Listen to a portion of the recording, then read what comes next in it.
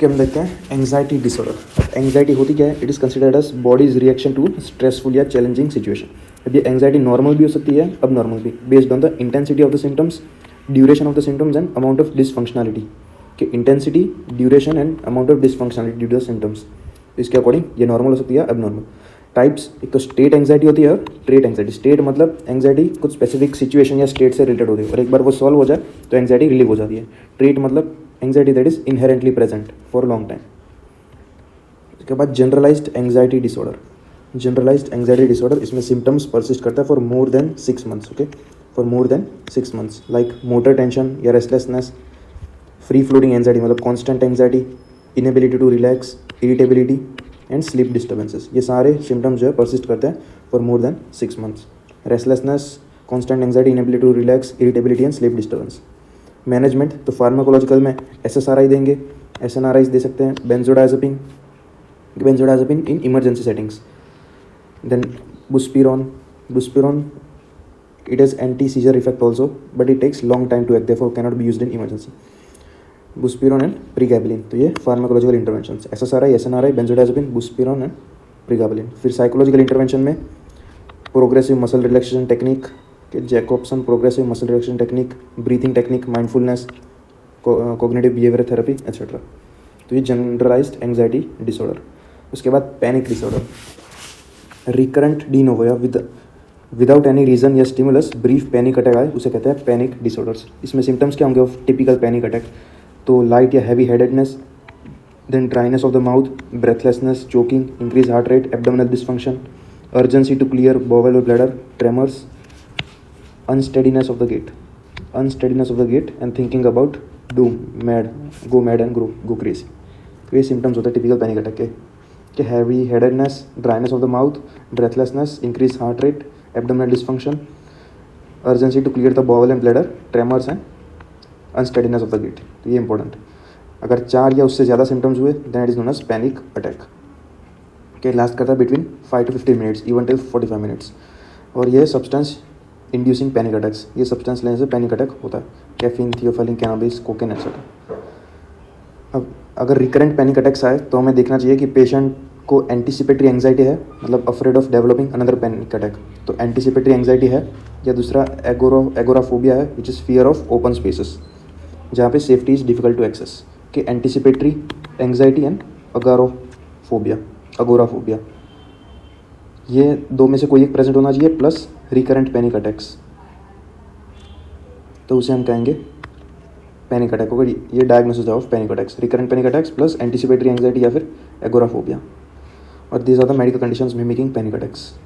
Cardiac issues like arrhythmia, hypoglycaemia, adrenal tumour, ये सब। Hypoglycaemia most important, और ये कार्डियक इश्यूज। उसके बाद मैनेजमेंट ऑफ पैनिक डिसऑर्डर, तो फार्माकोलॉजिकल में again SSRI, benzodiazepine for symptomatic treatment, then SNRIs, buspirone, ये फार्माकोलॉजिकल। देन साइकोलॉजिकल में CBT, somatic quietening exercise and psychoeducation. Clear? CBT, somatic quietening exercise and psychoeducation. तो ये panic disorder के उसके symptoms याद रखना है, सब्सटेंसेस इंड्यूसिंग, उसकी डेफिनेशन याद रखनी है, डायग्नोसिस एंड मेडिकल कंडीशन में भी, एंड लास्ट में मैनेजमेंट। फिर phobia is irrational fear of anything for more than 6 months. ये भी जनरलाइज्ड फोबिया हो सकता है या स्पेसिफिक। जनरलाइज मतलब overall patient is always worried about negative scrutiny. Specific में कुछ स्पेसिफिक सिनारियोज से फोबिया होता है, ब्लड इंजेक्शन, एनिमल के हाइट का होता है, वाटर का होता है, ये सब। मैनेजमेंट अगेन फार्माकोलॉजिकल में SSRIs, SNRIs, बेंजोडाइजेपिन, ये जनरलाइज्ड फोबिया के लिए। स्पेसिफिक फोबिया के लिए यूज़ करते हैं बीटा ब्लॉकर्स। स्पेसिफिक फोबिया के लिए यूज़ करते हैं बीटा ब्लॉकर्स। इससे पहले हम ब्रोंकियल अस्थमा रूल आउट करेंगे बिफोर स्टार्टिंग बीटा ब्लॉकर, क्योंकि ये ब्रोंको कंस्ट्रिक्शन करवाता है, इसलिए। ये जनरलाइज के लिए SSRI, SNRI, benzodiazepine. Specific phobia के लिए बीटा ब्लॉकर्स।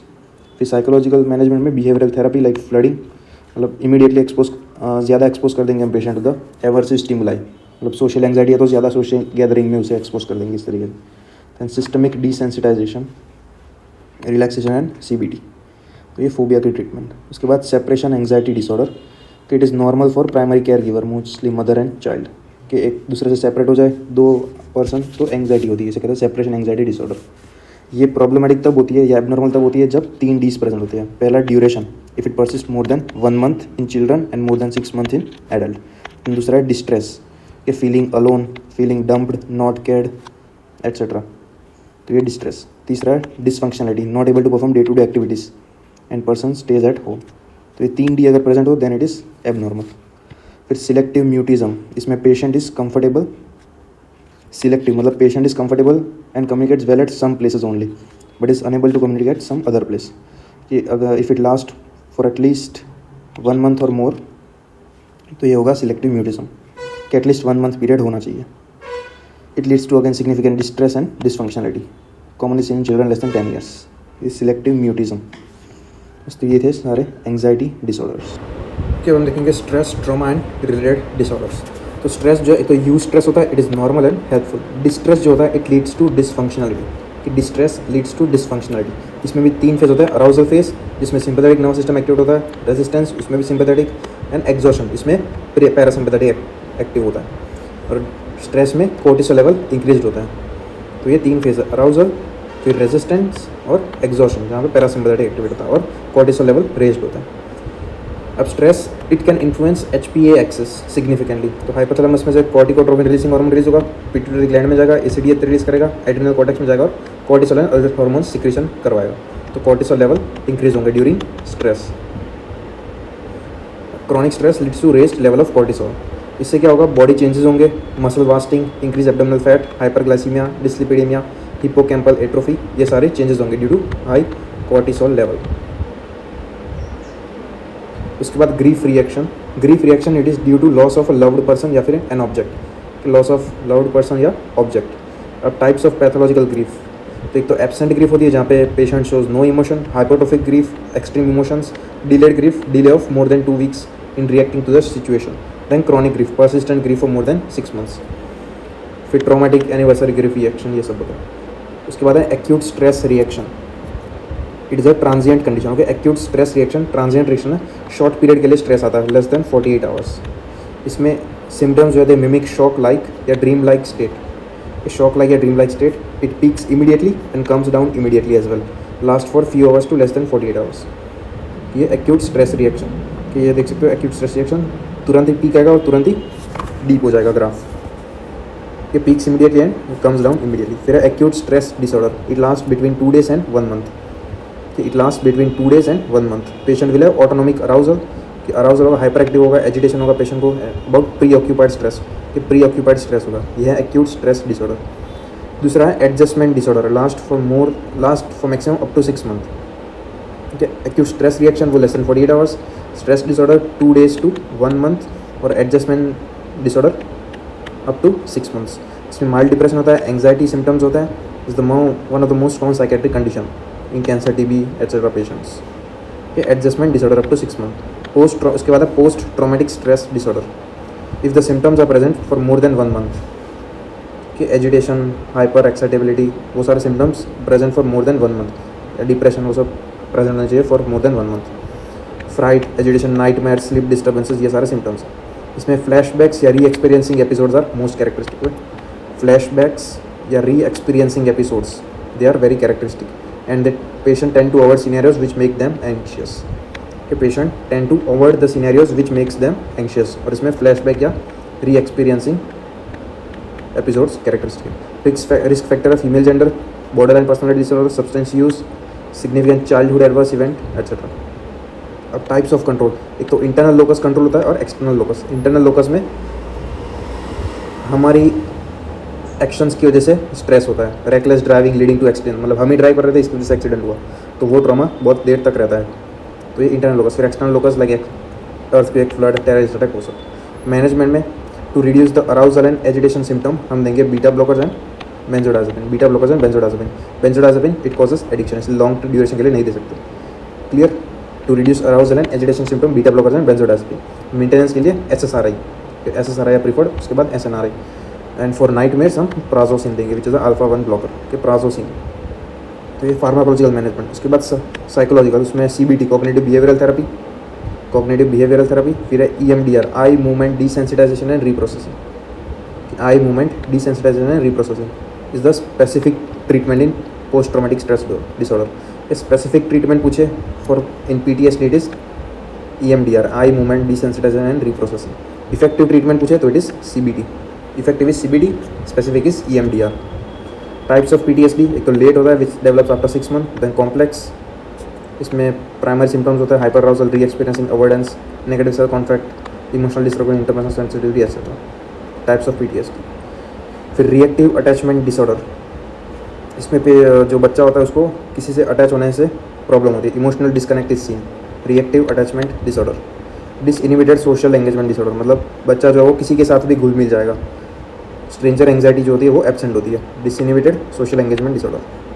अब ये जो 2 डिसऑर्डर है diagnose between 9 months and 5 years of age. Clear? तो ये था पूरा स्ट्रेस के बारे में, उसमें PTSD मोस्ट इंपॉर्टेंट। अब देखते हैं obsessive compulsive and related disorder. तो ICD-11 it describes obsessive compulsive disorder which includes, उसका निमोनिक है OBH, तीनों 2 बार। तो O से है OCD, दूसरा है ओल्फैक्टरी रेफरेंस सिंड्रोम, इसमें constant preoccupied worry about the bad smell coming from the body. ये पेशेंट हमेशा वरीड रहता है about bad smell coming from his body. Then body dysmorphic disorder, bodily focused repetitive behavioural disorder, hoarding disorder and hypochondriasis, इन सबका मतलब हम देखेंगे। तो इसका हमने देख लिया। उसके बाद body dysmorphic disorder, bodily focused repetitive behavioural disorder. तो इसमें conditions with repetitive focus is on the body, it is a condition where repetitive focus is on the body. इसमें क्या क्या आता है? तो trichotillomania, compulsive hair pulling behaviour, दूसरा excoriation disorder, skin picking, that many scars and active lesions are present, okay, skin picking disorder. फिर body dysmorphic disorder, इसमें person जो है it is constantly worried about the body for more than 6 months, about shape, colour, other issues, it leads to significant distress and dysfunctionality. Body dysmorphic में patient is worried about his body for more than 6 months। उसके बाद hypochondriasis, patient is worried for more than 6 months about an already diagnose illness, कि पेशेंट को BP है, BP diagnose हो भी गया लेकिन फिर भी वो BP के रिलेटेड वरीड रहता है। क्लियर? सो ही कंसल्ट्स मल्टीपल डॉक्टर्स। फिर hoarding disorder, patient cannot discard anything thinking that every item is value, कि कोई भी आइटम इजीली डिस्कार्ड नहीं करेगा, उसको लगेगा कि ये कुछ काम आएगा, कुछ वैल्यू है इसकी। Again it leads to distress and dysfunctionality. Clear? तो इन सबका मतलब हमने देख लिया, ऑल्फैक्टरी का देख लिया, body dysmorphic, bodily focus repetitive behaviour, hoarding and hypochondriasis. अब है OCD में ऑब्सेशन सीन इन OCD। तो ऑब्सेशन या तो क्लीनलीनेस रिलेटेड होता है, ब्लास्फेमस, इसका मतलब believe some horrific inappropriate sexual contents के मतलब देख लेना, ब्लास्फेमस या symmetry related obsession versus compulsion, both are thought possession या थॉट डिसऑर्डर्स। ऑब्सेशन में one's own thought coming repetitively, कि थॉट रिपीटेटिवली आएगा माइंड में। कंपल्शन में रेपिटेटिव मेंटल एक्ट या फिजिकल एक्ट, कि सिर्फ थॉट बार बार आएगा तो उसे कहेंगे ऑब्सेशन, अगर एक्ट बार बार होगा मेंटल एक्ट या फिर फिजिकल एक्ट तो उसे कहेंगे कंपल्शन। ऑब्सेशन में एंग्जाइटी प्रोवोकिंग है, कि obsession it is anxiety provoking, मतलब एंग्जाइटी इंक्रीज होगी, डिस्ट्रेसफुल है, ego dystonic nature, and example is fear of contamination, तो थॉट आएगा बार बार कि कंटेमिनेट हो जाएगा मेरी बॉडी वो सब। कंपल्शन में एंग्जाइटी रिलीव होती है, एक बार वो एक्टिविटी कर दे पेशेंट तो उसकी एंग्जाइटी वो रिलीव होती है, ये भी ईगो डिस्टोनिक नेचर है। Mental compulsion like chanting verses, के मंत्र बार बार बोलना टू रिलीव स्ट्रेस, ये मेंटल कंपल्शन। फिजिकल कंपल्शन में hand washing is the most common. तो ये डिफरेंस है between obsession and compulsion. OCPD is obsessive compulsive personality disorder, इसमें patients are very particular about rules, regulation, time. Management of OCD, तो pharmacological management पहला है SSRI, कि हम SSRI देंगे, उसमें फ्लूऑक्सेटिन is more effective, generally combination of 2 SSRI is given. फिर tricyclic antidepressants भी दे सकते हैं, उसमें क्लोमीप्रेमाइन, it is more effective than SSRI but less preferred due to its anticholinergic side effects like dryness of mouth, constipation, weight gain, cardiac sedation, decreased seizure threshold। तो ये tricyclic antidepressants के side effect है clomipramine, इसलिए SSRIs they are preferred over tricyclic antidepressants. फिर augmentation, उसमें multiple antidepressants हम combine करेंगे like low dose antipsychotics with low dose clonazepam etcetera. तो ये हमारी फार्माकोलॉजिकल मैनेजमेंट। इसके बाद साइकोलॉजिकल, उसमें CBT, cognitive behavioural therapy, then exposure response prevention. इसमें क्या करेंगे, पेशेंट को फियर है ऑफ कंटेमिनेशन, तो पेशेंट क्या करेगा, फियर ऑफ कंटेमिनेशन होगा तो एंग्जाइटी इंक्रीज होगी, हैंड वॉश करेगा तो एंग्जाइटी डिक्रीज हो जाएगी। इसमें हम क्या करेंगे, एक्सपोजर रिस्पॉन्स प्रिवेंशन। इसमें हम ये जो एक्सपोजर हो रहा है उसको बार बार हम करेंगे, पेशेंट को हैंड वॉश हम नहीं करने देंगे।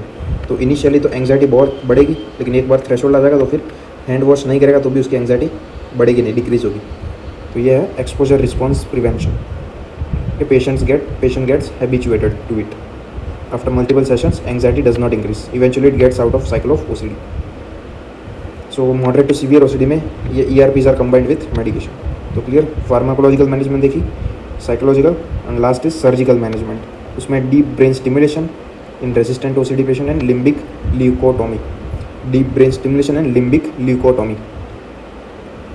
इसके बाद पांडा है, PANDAS, paediatric autoimmune neuropsychiatric disorder. It is associated with group A beta haemolytic strep. Clinical features उसमें भी पांडास है। तो प्री प्यूबर्टल ऑनसेट होता है, paediatric age group, abrupt and episodic course. Neurological symptoms होते हैं लाइक टिक्स क्या होते हैं वो हम देखते हैं आगे। फिर disorder like OCDs, then autoimmune condition होती है, so manage with plasmapheresis IV immunoglobulin. दूसरा टेस्ट करेंगे हम स्ट्रेप्टोकोकल इन्फेक्शन के लिए anti DNase B positivity and ESO titre and throat swab. तो ये पांडास के बारे में। उसके बाद टिक डिसऑर्डर। टिक डिसऑर्डर इसका मतलब कोई भी पेशेंट बार बार कोई भी चीज़ बोलेगा या बार बार कोई भी चीज़ करेगा, उसकी एक्शन होती है। कोई आँख ब्लिंक करता है बार बार, तो वो भी एक टिक डिसऑर्डर है। कोई बार बार एक वर्ड यूज़ करता है इन सेंटेंस लाइक चलो चलो चलो इस तरीके से, वो भी टिक डिसऑर्डर है। होपफुली क्लियर हो गया होगा टिक डिसऑर्डर। तो ये मोटर होता है और वोकल होता है। अगर लेस देन 1 ईयर से है that is provisional, more than 1 year that is persistent. तो पहला tic disorder is Tourette syndrome. It is a type of tic disorder having both motor and vocal tic disorders, both motor and vocal. Classic vocal tic is coprolalia and classic motor tic is copropraxia. Coprolalia is involuntary uttering of bad words, copropraxia is involuntary foul gestures. Clear, ये vocal में है coprolalia and motor में है कोप्रोप्राक्सिया। OCD symptoms भी associated होता है, OCD and ADHD। फिर impulse control disorder, इसमें पेशेंट को मन करता है कोई चीज़ बार बार करने के लिए। तो पहला है pyromania, pathological fire setting behaviour, मतलब उसे बार बार आग लगाने की इच्छा हो रही होगी, कहीं पे केरोसिन डाल के आग लगा दूँ, इसको जला दूँ, ये जला दूँ, वो सब। तो ये pyromania.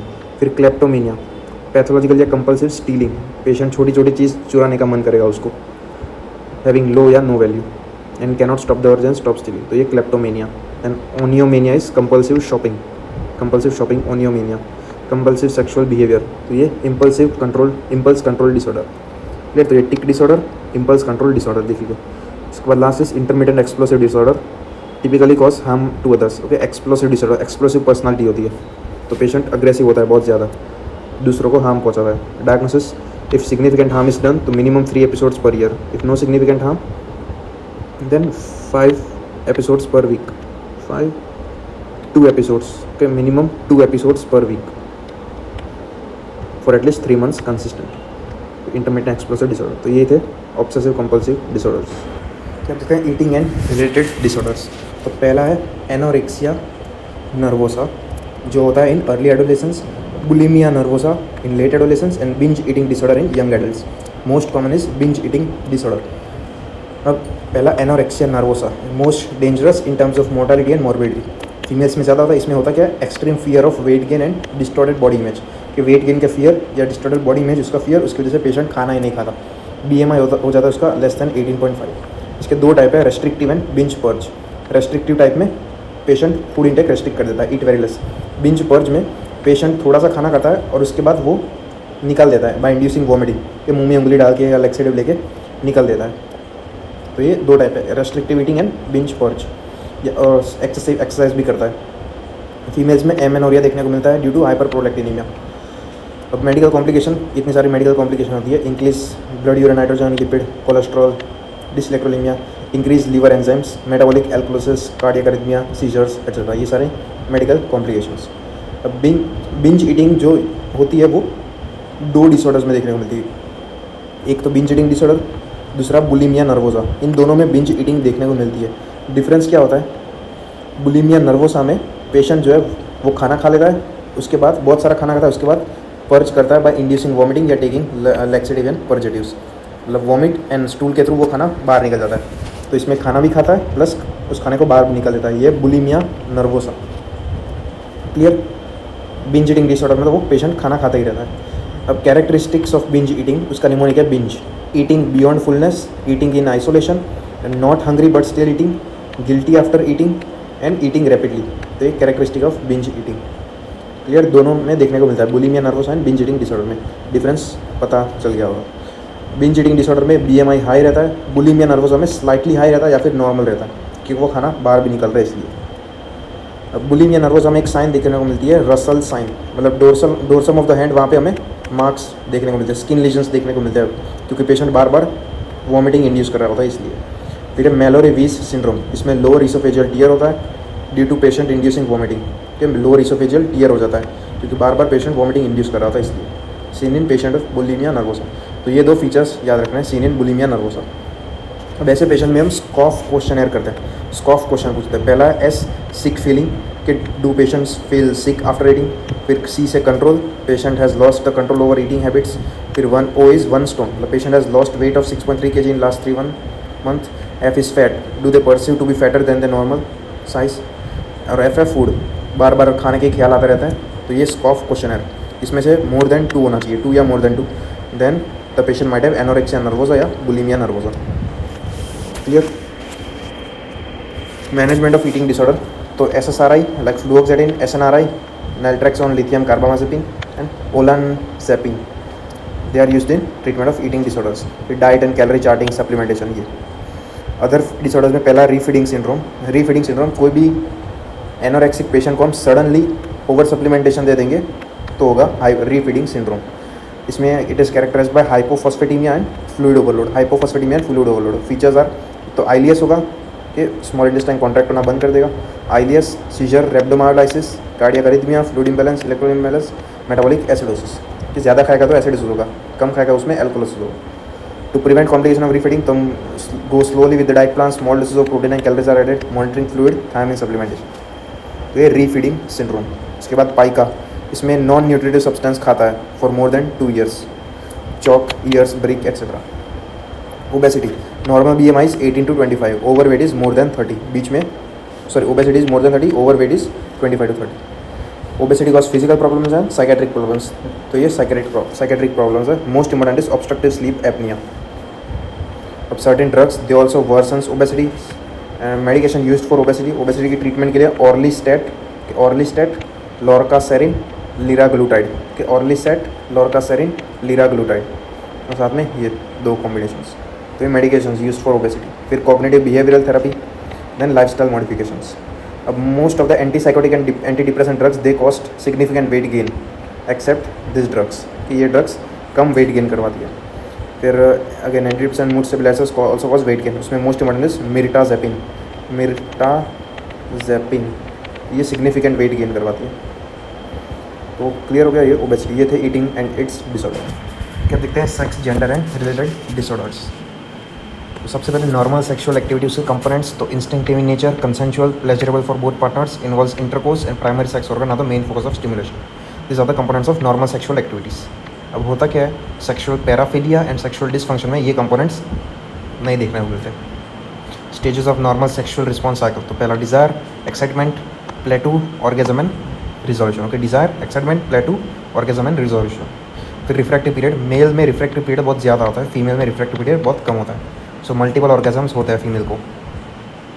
Chemicals involve in sexual response, तो SSRI, TCA, एंटीसाइकोटिक्स, ये लिबिडो को डिक्रीज करते हैं। ब्यूप्रोपियोन, कोकेन, MDMA, ये लिबिडो को इंक्रीज करते हैं। क्लियर। SSRI, TCA, एंटीसाइकोटिक्स वो डिक्रीज करता है, ब्यूप्रोपियोन, कोकेन, MDMA वो इंक्रीज करते हैं। हाइपरएक्टिव सेक्सुअल डिजायर डिसऑर्डर, तो फीमेल्स में उसके लिए ड्रग ऑफ चॉइस या ट्रीटमेंट इज फ्लिबानसेरिन। दूसरा है bremelanotide, pink Viagra. Side effect is orthostatic hypotension, ये अल्टीमेटली वेसल्स को डायलेट करते हैं। फिर उसके बाद है इरेक्टाइल डिसफंक्शन। अब ये साइकोजेनिक भी होता है और या फिर ऑर्गेनिक हो सकता है, मोस्टली इट इज़ साइकोजेनिक में early morning erection is present and blood flow to the penis is normal. कि साइकोजेनिक में early morning erection is present, blood flow is normal. Organic में early morning erection is absent and blood flow is abnormal. Clear. तो ये difference between psychogenic and organic. Organic हो सकता है due to diabetes, mellitus, hypertension, alcohol etcetera. Pharmacological management, तो पहला है फॉस्फोडाइस्ट्रेस 5 inhibitor, PDE5 inhibitor, mnemonic is TVS, tadalafil, Vardenafil, sildenafil. Tadalafil is the longest acting. Vardenafil and sildenafil, they are short acting and we should take 1 hour before coitus. तो ये फॉस्फोडाइस्टरेस 5 inhibitor. उसके बाद दूसरा है prostaglandin ई analogues, अल्प्रोस्टाडिल के अल्प्रोस्टाडिल prostaglandin ई analogues. तो ये था इरेक्टाइल डिसफंक्शन. उसके बाद दूसरा है premature ejaculation, when ejaculation happens within 1 minute of penile insertion. Mostly it is due to performance anxiety के माइल्ड मॉडरेट सीवियर होता है इसमें. Management pharmacological SSRIs like paroxetine dapoxetine they delay the ejaculation. Non pharmacological में squeeze technique है, start stop technique है, sensate focusing के squeeze technique by squeezing the glands penis, start stop technique okay start and stop बस यही ना. फिर sensate focusing on non coital activities like foreplay etcetera. Okay तो ये था इरेक्टाइल डिसफंक्शन है premature ejaculation. Pharmacological treatment में SSRIs याद रखना है और फिर नॉन फार्माकोलॉजिकल ट्रीटमेंट. उसके बाद sexual paraphilias, abnormal sexual behaviour या फिर deviant behaviour that intends to focus on organs other than primary sexual organs causing distress and dysfunctionality. Okay, is a deviant behavior related to focusing on other organs other than primary sexual organ leading to distress and dysfunctionality. अब इसमें sexual पैराफिलिया में बहुत सारी चीज़ें आती है. पहला है paedophilia. Paedophilia is criminal activity या इलीगल पैराफिलिया. फिर है एग्जिबिशनिज्म. इसमें फ्लैशिंग ऑफ जेनिटल या removing of clothes in public for sexual arousal, तो ये एग्जिबिशनिज्म. फिर है वॉयरिज्म, सिर्फ नाम याद रखना, voyeurism also called peeping Tom, diagnosis after 18 years. Voyeurism. Then fetishism, sexual arousal by inanimate objects like clothes etcetera, fetishism. Then frotteurism, sexual arousal from non consenting individuals कि bus में या पब्लिक प्लेसेस में inappropriate places पे touch करते हैं लोग, वो frotteurism. फिर है sadism, getting pleasure by inflicting pain on others कि pleasure by inflicting pain on others, ये sadism. Masochism, it is get pleasure by inflicting pain on self. ये सैडिज्म में दूसरों पे पेन और मैसोसिज्म में खुद पे पेन. फिर nymphomania is increase sexual desire in female, satyriasis increase sexual desire in males के nymphomania in females, satyriasis in male. Clear. तो ये सेक्सुअल पैराफिलियास नाम याद रखना सबके और उसकी डेफिनेशन. उसके बाद culture bound syndrome, dart syndrome. So patient believes blood is being lost in the ejaculation and he might lose fertility, virility, maleness. तो ये डार्ट सिंड्रोम. एंड कोरो सिंड्रोम में patient believes size of penis is shrinking. And run amok के extremely violent and aggressive patient. Latah syndrome में significant catatonic symptoms होते हैं, shock like state में चला जाता है patient. Startle response, tearing appearance, shock like state. तो ये कल्चर बाउंड. डार्ट में ब्लडिंग बीइंग लॉस्ट, कोरो में size of penis shrinking, run amok में aggressive and extremely violent, cannabis user में देखने को मिलता है. Latah syndrome, startle response and significant catatonic symptoms. तो ये थे सेक्सुअल डिसऑर्डर्स.